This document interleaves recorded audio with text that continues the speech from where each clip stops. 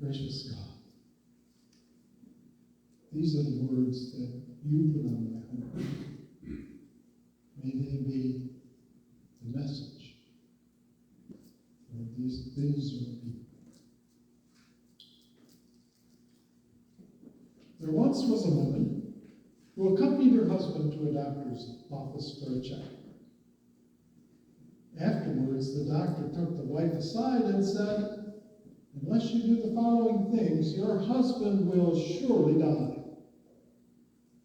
The good doctor then said, "Here's what you need to do. Every morning, make sure he gets a good, healthy breakfast. Have him come home for lunch. Let's see, come home for lunch each day so you can feed him a well-balanced meal. Make sure you feed him a good, hot dinner every night. And don't overburden him with any household chores. Also keep the house spotless and clean so he doesn't get exposed to any unnecessary germs." Now on the way home, the husband asked his wife what the doctor had said. She replied, "You're going to die."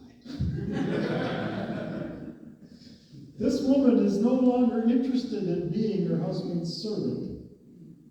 Maybe she's been doing all those things for years, and her husband never acknowledged her efforts to make his life better and healthier. Or maybe she just had other priorities in the family, and her husband was now on his own. Many of us can sympathize with the woman, since being a servant, even under the very best of circumstances, is not a satisfying endeavor. Our Old Testament lesson from Proverbs 31 describes the ideal life in the ancient Near Eastern terms, probably sometime after the Babylonian exile. It is a highly complimentary passage about a good wife. It is very unlikely that a woman wrote it, though. That's because the hypothetical wife and mother it describes is such a superwoman that no single human being could possibly achieve everything she supposedly does on a regular basis. Her list of attributes sounds more like a shopping list of qualities a man would look for in a wife. So it's hard to imagine any woman in her right mind who would describe the wife-mother role in such a way as to make it impossible for any other woman to live up to. The woman in Proverbs is the woman in our Proverbs lesson not only manages her household with enthusiasm, but she rises in the middle of the night with cheerful energy to begin preparing food for and direct her household's day. She makes the clothing for her family and for herself, as well as extra garments that she markets and sells to local merchants. She does charity work for the poor, finds time to handle some real estate transactions, and then plants vineyards on the land that she has just acquired. Through all of this, she homeschools her children. In kindness and religion, she keeps up her spirits and behaves with such decorum that she is a good reflection on her husband, who, instead of helping out at home, is free to take his seat among the elders at the city gate.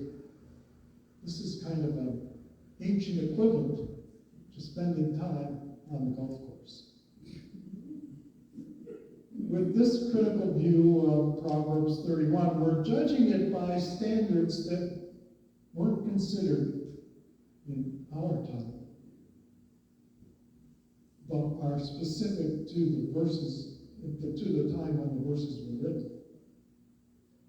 To be fair, we need to look at the context of the whole book of Proverbs, where the overall topic, is wisdom. which in the scriptures is often portrayed as being a female trait. In earlier passages in Proverbs, there has been reference to the beautiful wife who is without good sense in chapter 11, verse 22. And the contentious wife in verse 20, or chapter 21, verses 9 and 19. And the loose woman in 22, verse 14. In contrast to them, this woman of Proverbs 31 is wisdom personified. Though the description of the woman may seem to be from a masculine viewpoint, let's give Mrs. Proverbs her due for what the male observer does notice about her. He sees that her husband and children have a deep trust in her, that she takes good care of her family. She's smart, strong, and dignified, and she enhances her husband's reputation. She speaks openly about her faith, and she helps those in need. And we need to remember that the male observer concludes many women have done excellently, but you surpass them all. He's only saying that she is first among all women. And he does not measure her against men.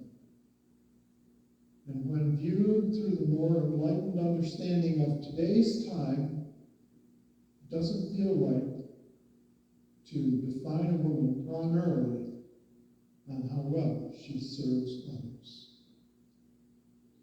The definition of a description of an ideal wife does, however, feel right if we're willing to apply that definition to an ideal person for all of us.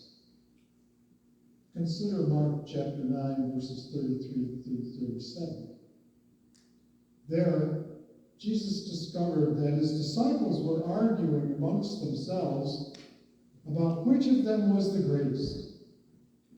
He said to them, "Whoever wants to be first must be last and servant of all." In other words, what should be a hallmark for all Christians is that which we have defined, which is defined by how we serve others.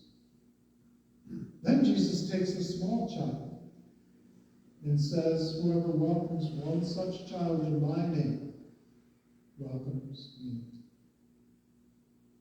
The words of Jesus could apply to many mothers, as well as involve fathers.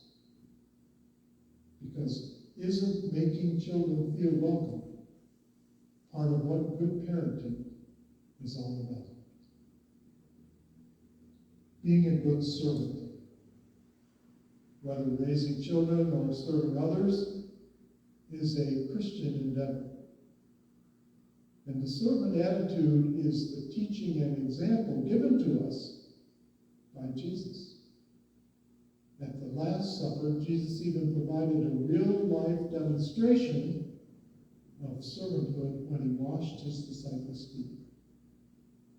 There is nothing wrong and everything right about being identified as one who serves others.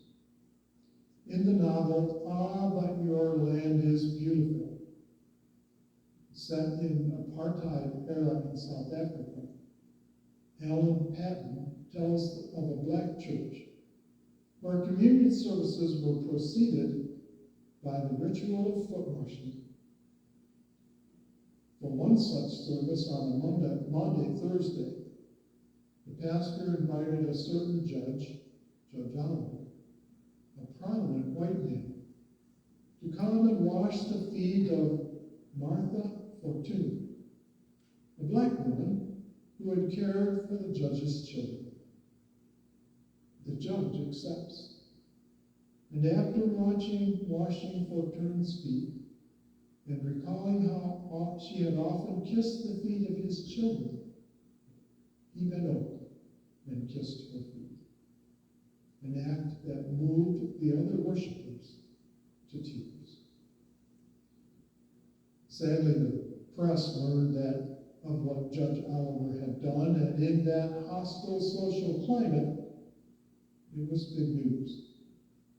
And not surprising that soon thereafter, the judge was shunted aside for a chief judgeship he had been promised.